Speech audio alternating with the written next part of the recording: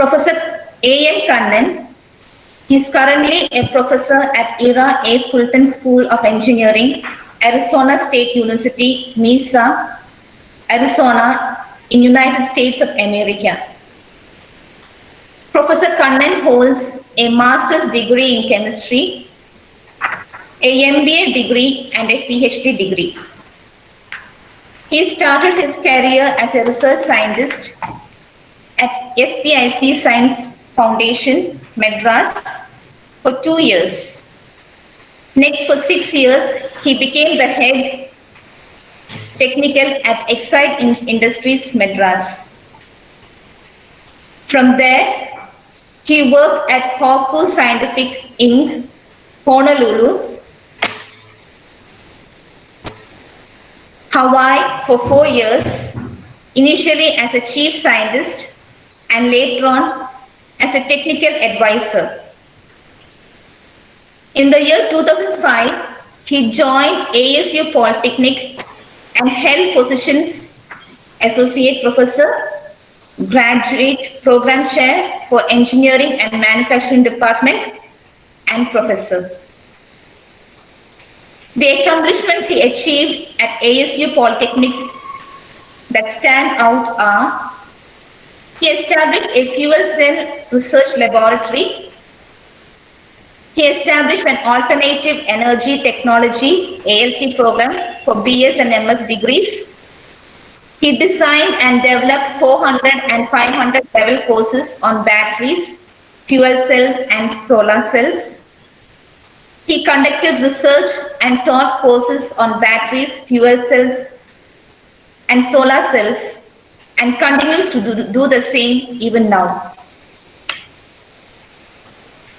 He has authored or co-authored around 126 research publications, 3 book chapters, and an inventor on 8 issued US patents. He has guided many PhD scholars, and he is the chief editor of the reputed journal Hydrogen and Fuel Cells, and also in reports of electrical chemistry. And he's also the assistant sub-editor in the International Journal of Hydrogen Energy, and also editorial board member in 3 other journals, that is Journal of Membrane and Separation Technology, the Open Electrochemistry Journal, International Journal of Energy Environment. He has also been a journal referee in the fuel-related research papers. He has also been a reviewer of the research grant proposal and has sessioned many chairs at international conferences. He is also an active in the outreach programs, and also he is a committee member of various schools, colleges, and universities. Adding to his professional recognition, he has been awarded Fulbright Distinguished Chair by the Council for International Exchange of Scholars, U.S. Department of State, USA, Award of Fulbright Specialist by the Council of International Exchange of Scholars, U.S. Department of State, USA, and many other awards. Sir, we are so privileged to have you with us today to share your expertise. Professor Kannan, the stage is yours, and dear participants, enjoy the event. All right. Thank you very much for telling a lot of things. But yeah, so if you already know about fuel cells, but if you don't, fuel cells convert hydrogen fuel along with oxygen from the atmosphere into electricity. So during the process, it produces water and obviously also heat. but the main goal is to produce electricity. And in the electric vehicles, you can actually drive the electric motors. So when a vehicle drives with the electric motor, there's not much noise pollution, certainly, but there's no tailpipe. That means that there's no carbon dioxide or sulfur dioxide or nitrogen oxide emission. Especially for reducing carbon dioxide emission in the transportation, fuel cell operated vehicles is one of the very major focus in these days, and there are several companies these days, especially from Japan and also in the United States, trying to commercialize fuel cell based electric vehicles. But the major issue is the availability of hydrogen refilling stations. Even if we produce hydrogen at a reasonable cost, the availability is limited based on the hydrogen filling stations. If you know, in most of the cities in developed countries, you will find gasoline filling stations almost every mile. But unfortunately, there are not many hydrogen filling stations distributed all around the countries. And around the world, there are about 600 hydrogen filling stations. So hydrogen generation is an issue. And obviously, there are not many electric vehicles operating with the fuel cells, so there's not much requirement also as of now, but things are changing for commercializing electric vehicles. But as I mentioned, hydrogen availability is always an issue, but hydrogen has huge advantages compared to the standard gasoline fuel.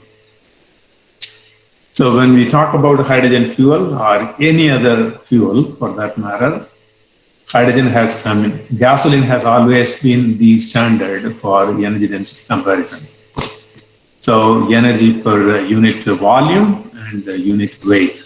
So the values are relatively higher, 9,000 watt-hour per liter and also 13,500 watt-hour per kilogram for gasoline.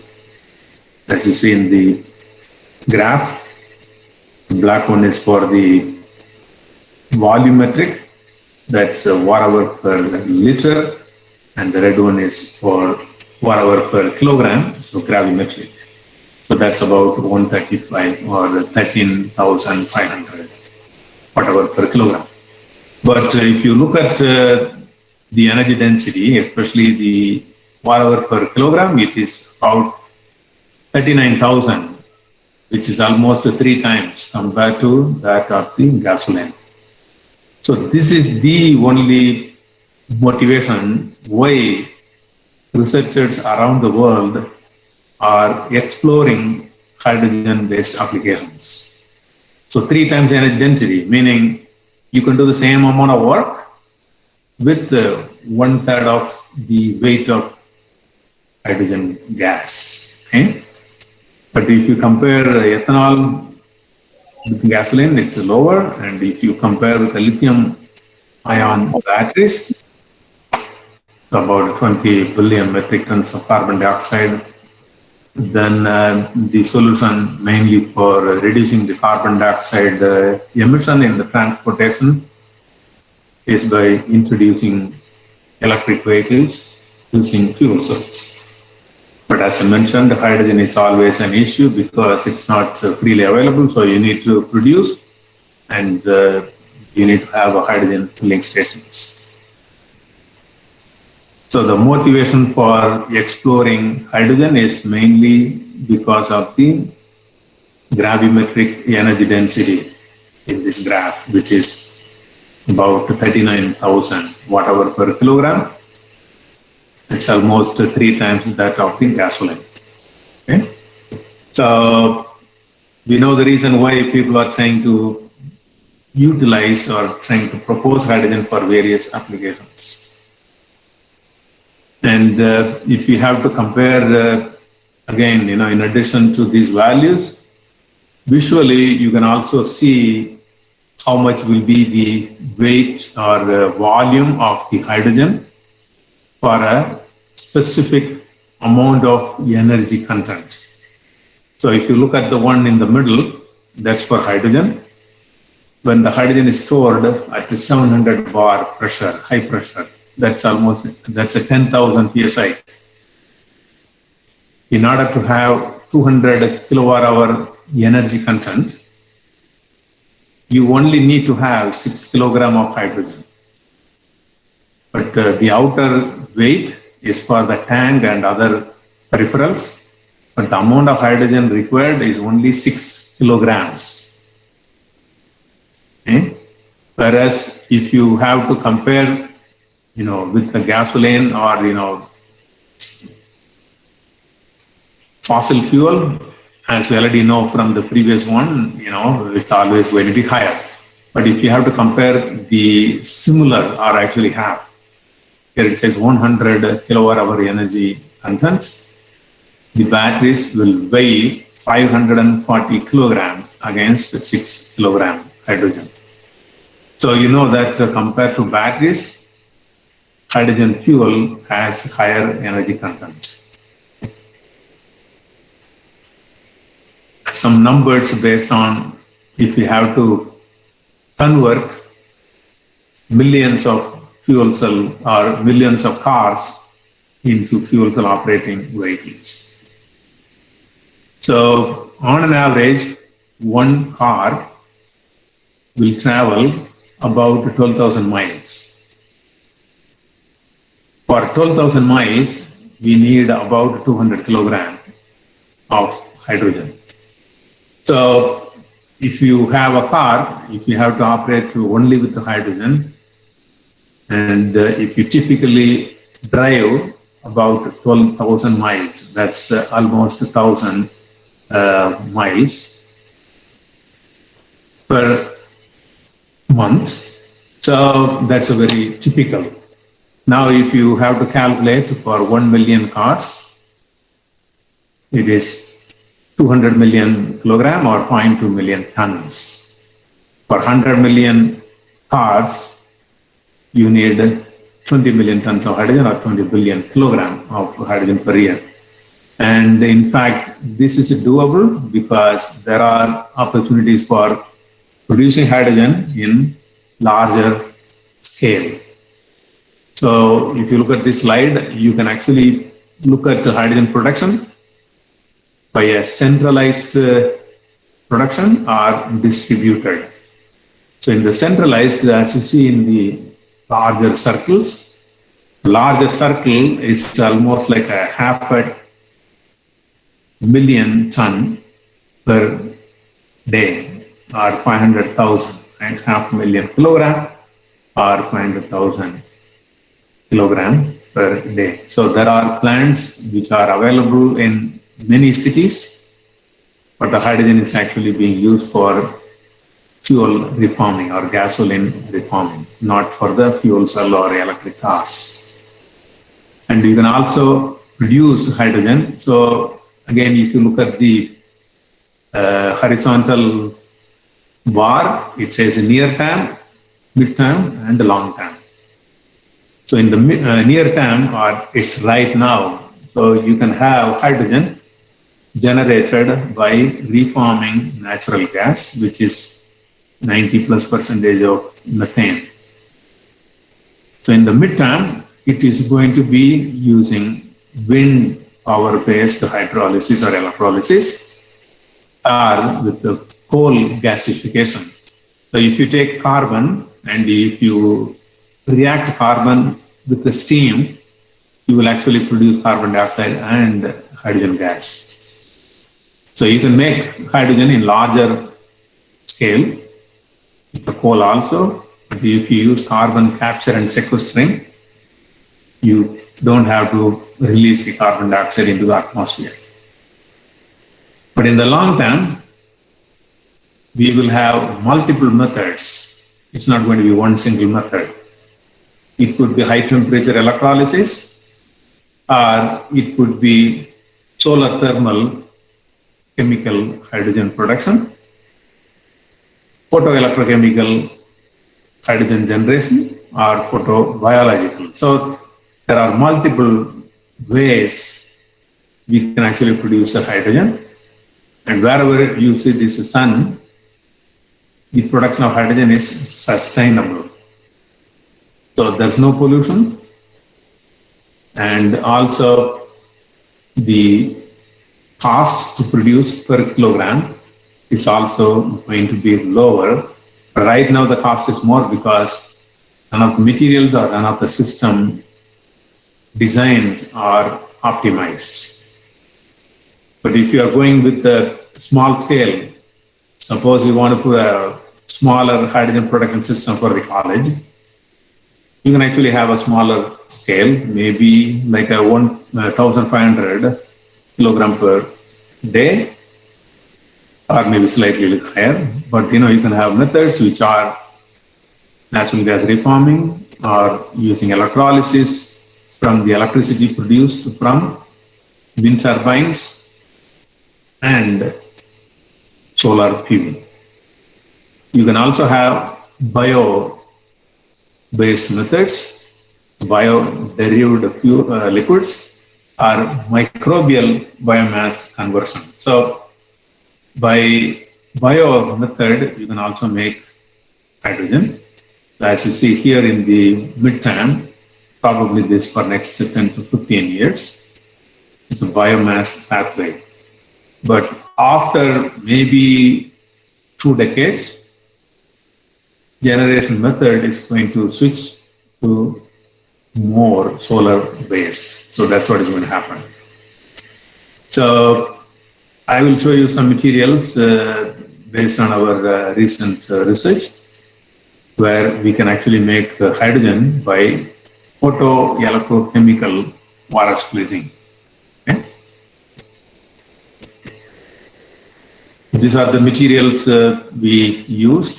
So lithium doped bismuth vanadium oxide based electrodes as a photoanode for water splitting, with the ultimate aim of producing hydrogen.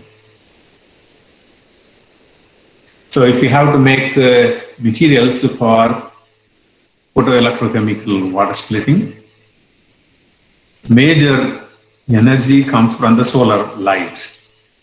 That means the materials we use or materials we design should have higher light absorption capability in the visible range.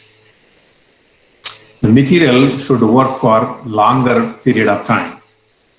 That means the material should have higher chemical stability in dark and also under illumination.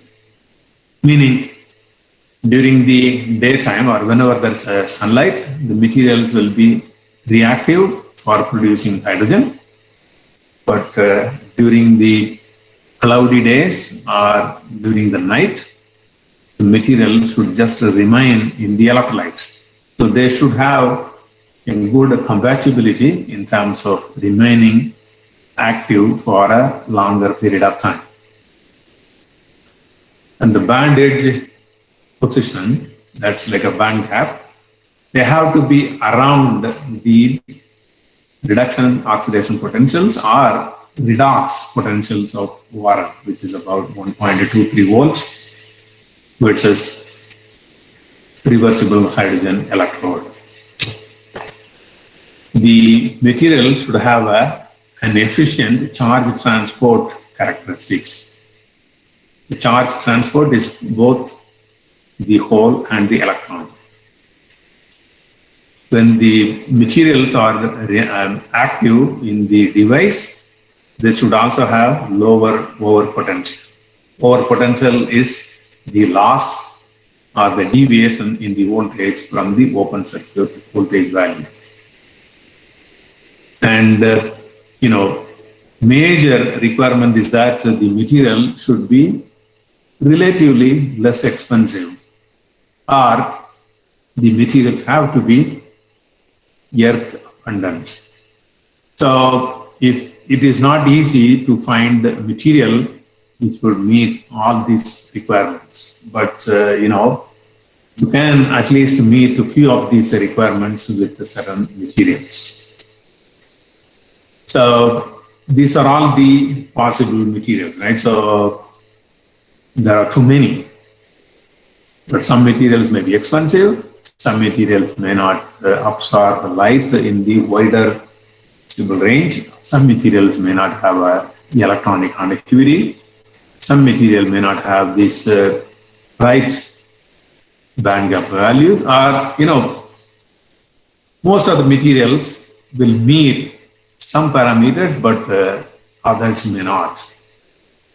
The material we selected is the one which is here, which is a N-type semiconductor, bismuth vanadium oxide, with a band gap value of about 2.5 electronvolts. So you can design the material, but the first step is to fabricate the electrode. So the electrode is almost similar to the solar cell. So the electrode should have a transparent conducting substrate. So in order to have electronic conductivity and also transparency, we use the glass substrate with a FTO, coated transparent electronically conducting layer. So on the surface, we spray a solution which is a precursor for forming lithium doped bismuth vanadium oxide ultimately, right? So we start with a solution and spray the solution. So with a few cycles, we form some layers and then subject them in for heat treatment in air. Ultimately, we get the electrode looking something like this. So it's a yellowish color, very thin layer, highly uniform. It is slightly different from the way people make the electrode, where you can make the powder separately, disperse in some solvent, and then spray the slurry. But here, for example, you take the material as a nitrate and dissolve this in water, and mostly in water, and also maybe dilute acid if it is having less solubility. Once you have the solution, spray and dry, heat treat. So this is a ultrasonic spray head. You can actually control the speed and also the thickness of the coating layer. So once we make this layer, if you look at this surface morphology by the scanning electron micrographs, you can see that the surface is relatively uniform with nano pore diameters or pore size between the particles. But you can see that the particles have inter-particle contacts, so conductivity problem is not an issue. And if you look at the thickness, so I think we have about 500 nanometer thickness, and also throughout the thickness of the coated layer of lithium doped bismuth vanadium oxide, it is porous. So in order to have higher activity, you need to have higher surface area, and also you need to have higher electrochemically active surface area. And that is possible only if you have surface and also the bulk with the porous or openings. And that's what we have, as we've seen from the scanning electron micrographs.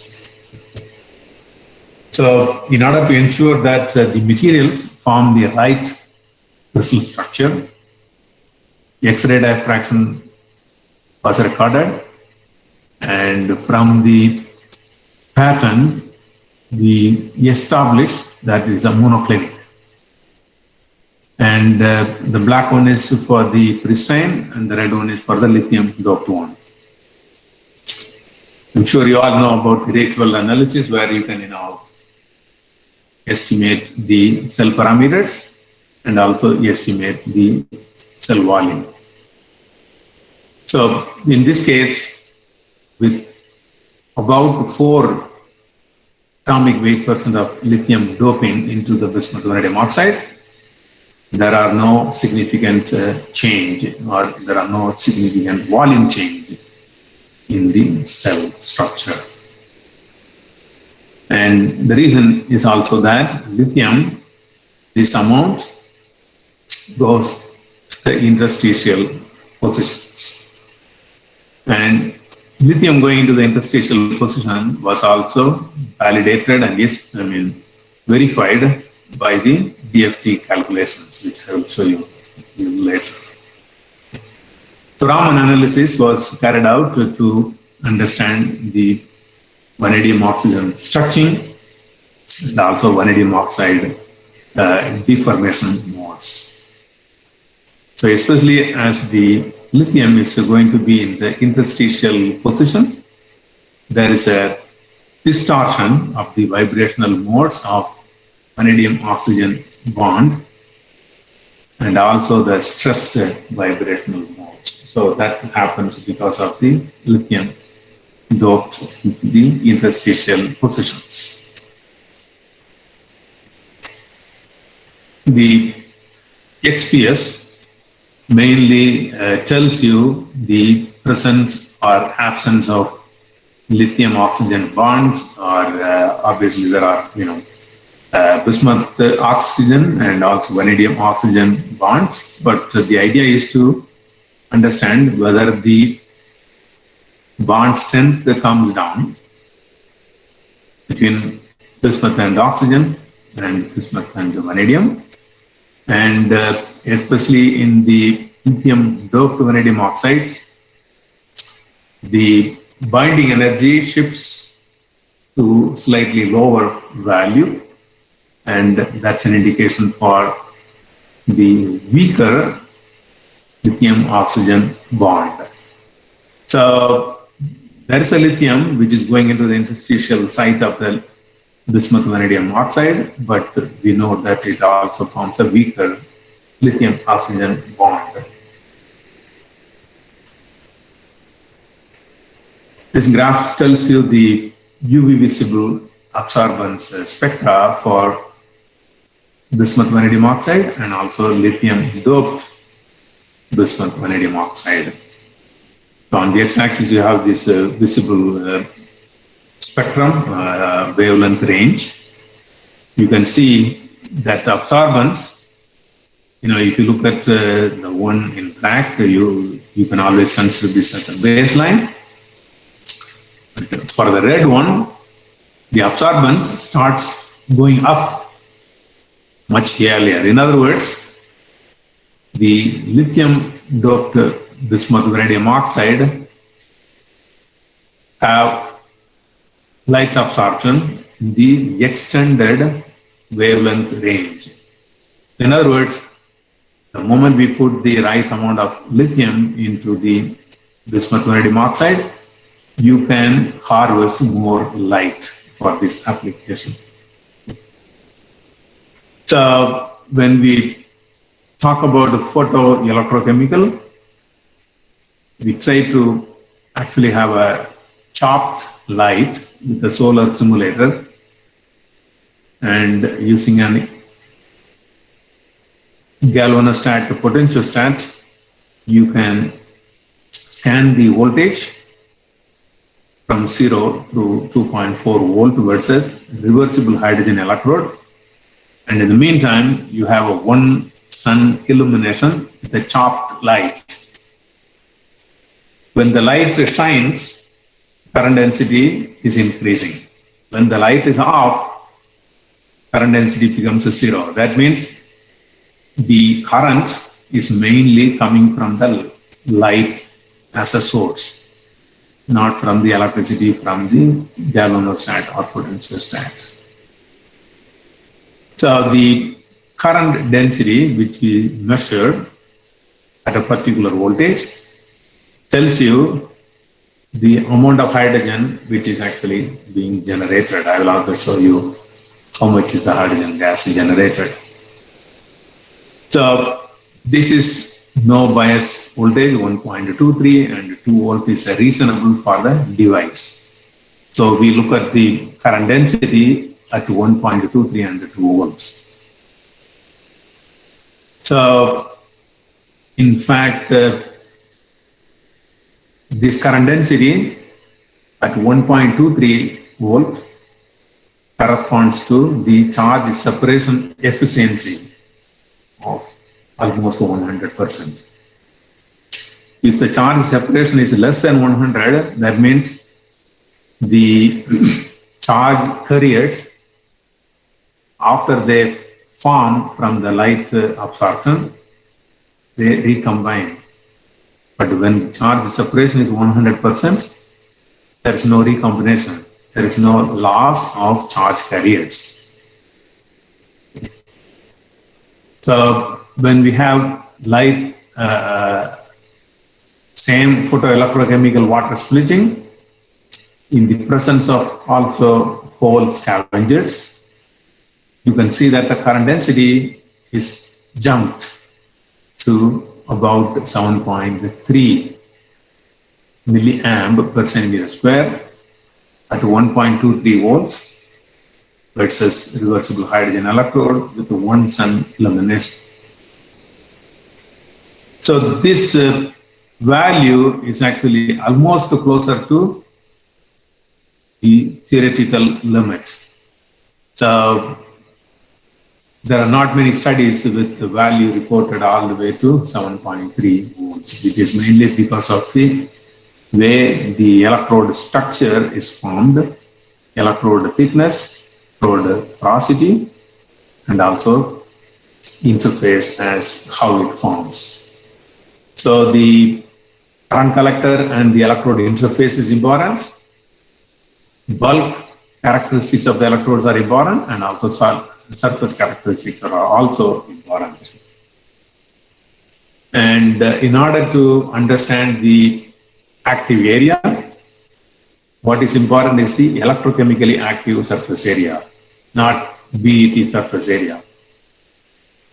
So if you look at the material which is given in red for the lithium doped bismuth vanadium oxide, depending on the scan rate, you can see that the current is increasing.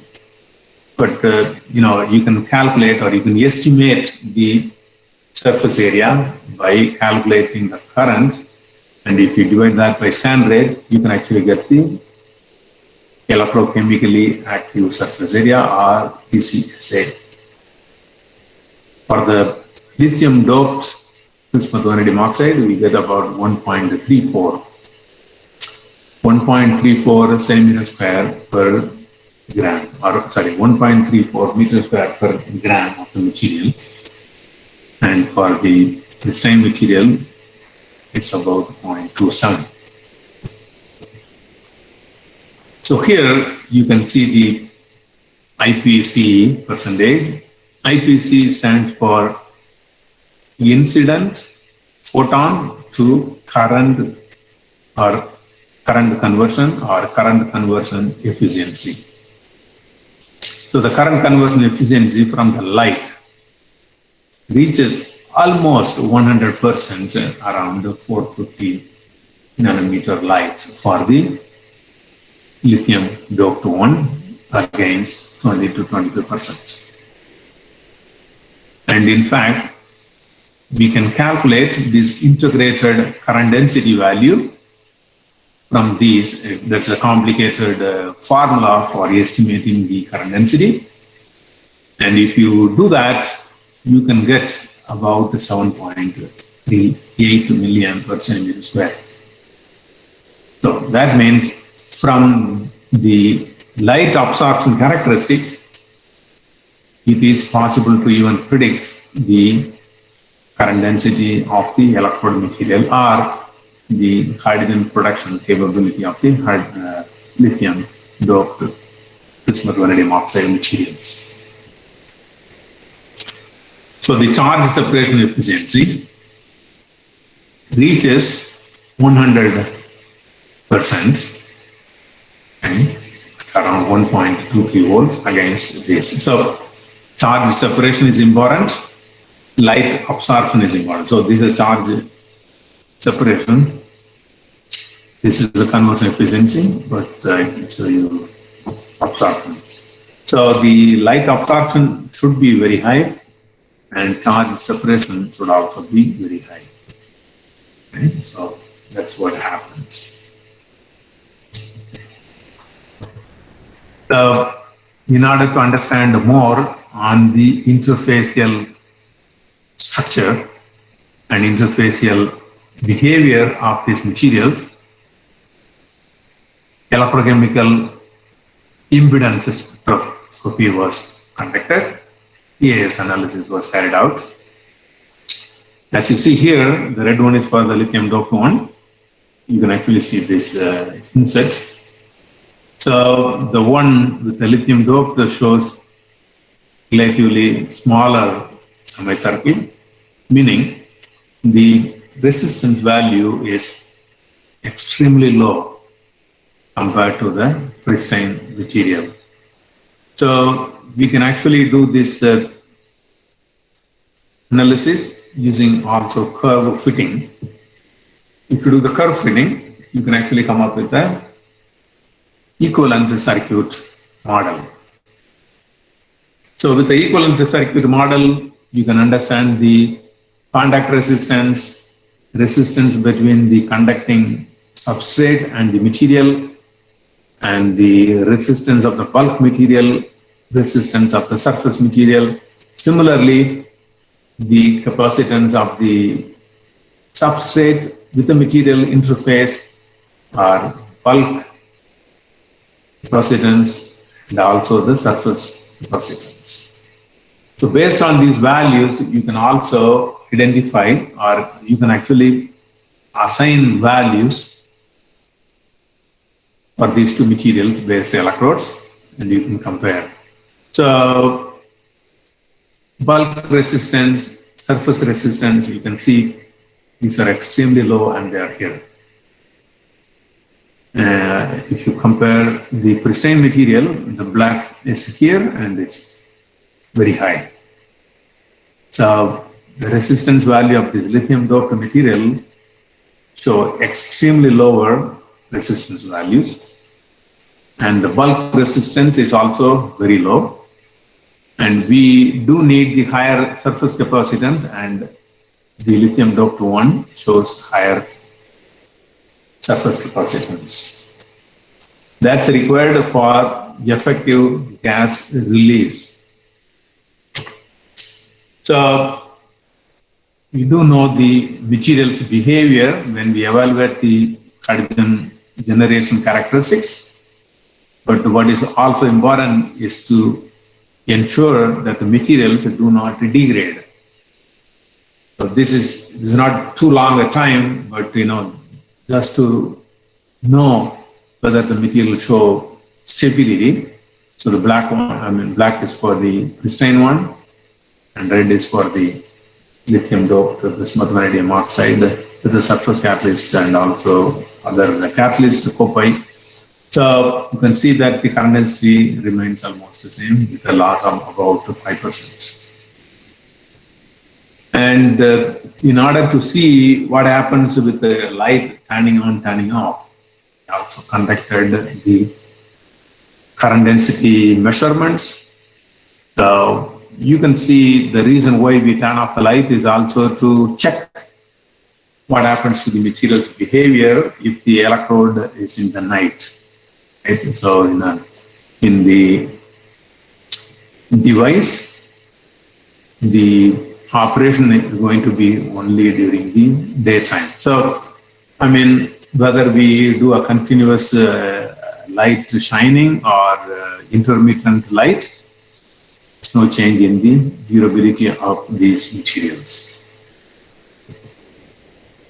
So here you can see the hydrogen gas generation. So hydrogen or oxygen. So this is the, you can also calculate theoretically and compare that with the actual gas evolution. So if you look at the dotted line, red, and the closed circles, they follow almost the same. And similarly for the hydrogen evolution, that's a good match between the theoretical and experimental gas collected. And very interestingly, the Faraday efficiency for both oxygen evolution and also hydrogen evolution is almost 90%. So for oxygen, it's slightly lower because the generated oxygen can also dissolve in the electrolyte. And so there's always a oxygen dissolution in the electrolytes in the device. So in the DFT calculation, as I mentioned, the lithium has been identified to occupy the lithium interstitial site, and the band gap or band structure is shown here. You can see there's the line. So this is supposed to be an interband. Overall, there's a reduction in the band gap value, in addition to also forming an interband.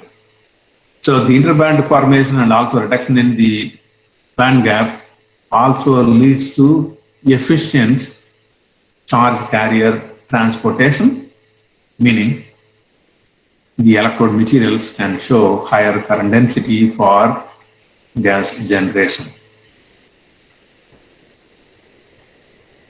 So, in fact, this is how it operates. I don't have a video in this computer, but otherwise I can show you. When the light is shined, you can actually see or watch the oxygen and hydrogen gases evolving.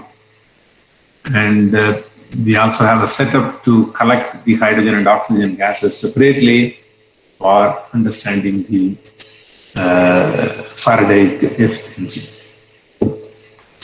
So, in summary, we doped this material with lithium with about 4 atomic weight % to have lowest possible energy so that the material is highly stable.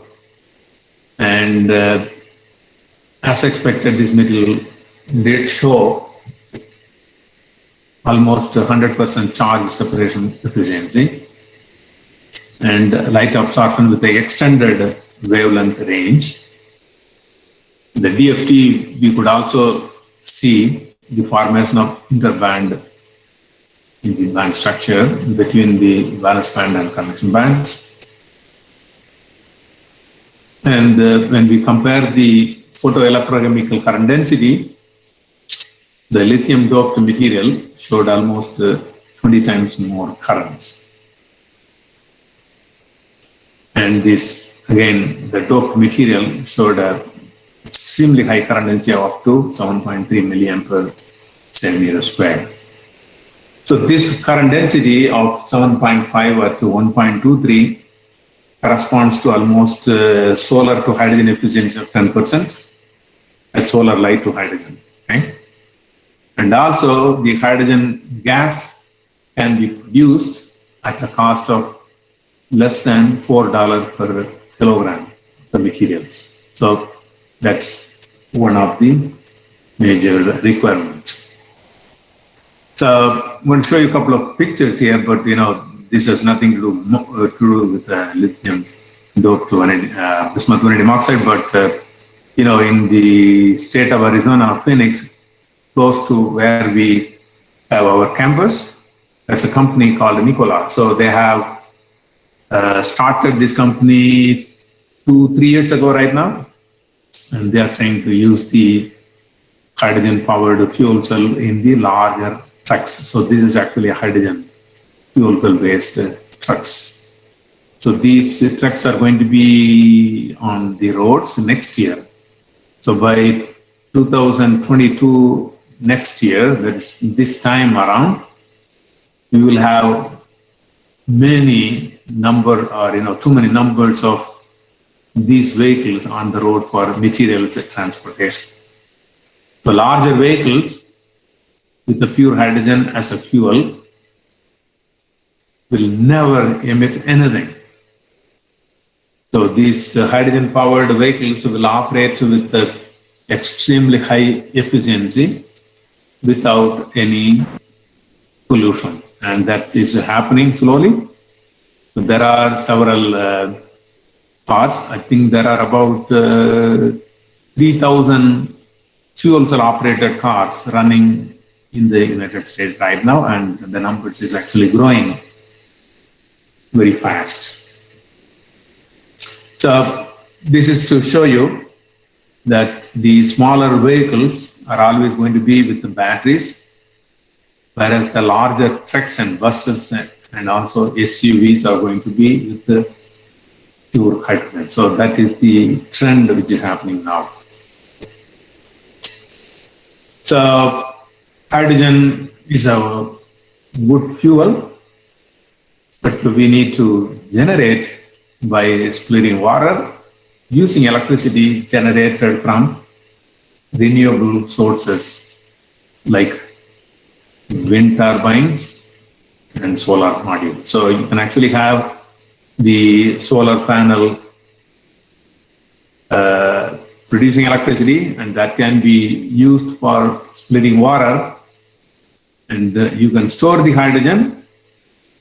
Once you store hydrogen, hydrogen can be used for operating electric cars or for running the home by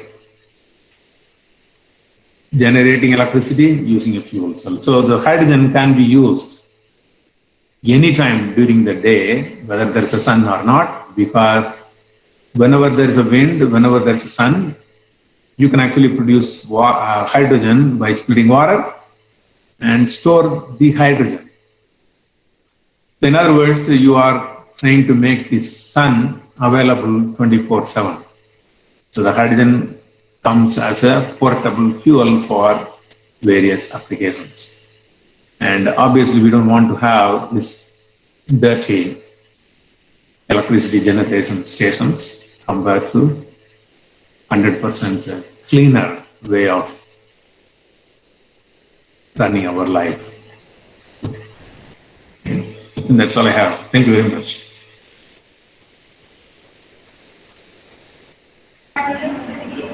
Thank you, sir, for your highly informative session. Now, I invite Dr. Shrija Moore, Assistant Professor, Department of Physics, to deliver the vote of thanks. Good morning, everyone.